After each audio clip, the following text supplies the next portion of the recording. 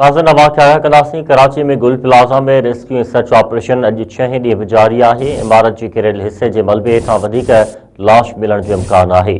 गुल प्लाज़ा जे चोतरफ़ पुलिस ऐं रेंजर्स जी वॾी नफ़री मुक़ररु कई वई आहे। सिर्फ़ गुम थियल माण्हुनि जे वारसनि ऐं लाॻापियल अमलदारनि खे अंदरि अचण जी इजाज़त ॾिनी वई आहे।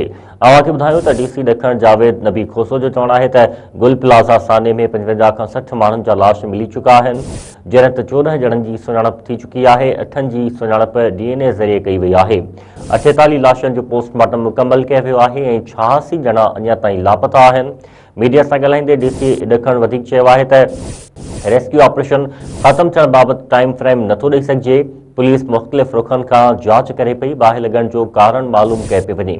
अव्हांखे हिकिड़ो ॿीहर अहम ख़बर ॾेई रहिया आहियूं। अव्हांखे ॿुधायूं त कराची में गुल प्लाज़ा में रेस्क्यू ऐं सर्च ऑपरेशन अॼु 6 ॾींहं बि जारी आहे। इमारत जे किरियल हिसे जे मलबे हेठां वधीक लाश मिलण जो इम्कान आहे। गुल प्लाज़ा जे चोतरफ़ पुलिस ऐं रेंजर्स जी वॾी नफ़री मुक़ररु कई वई आहे, जॾहिं त सिर्फ़ गुम थियल माण्हुनि जे वारसनि ऐं लाॻापियल अमलदारनि खे अंदरि अचण जी इजाज़त ॾिनी वई आहे।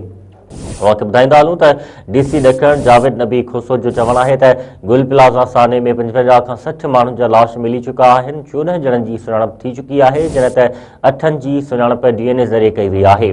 48 लाशनि जो पोस्टमार्टम मुकमल कयो वियो आहे। 86 ॼणा अञा लापता आहिनि।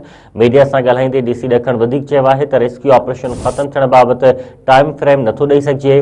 पुलिस मुख़्तलिफ़ रुखनि खां मामले जी जांच करे पई, बाहि लॻण जो कारण बि मालूम कयो पियो वञे।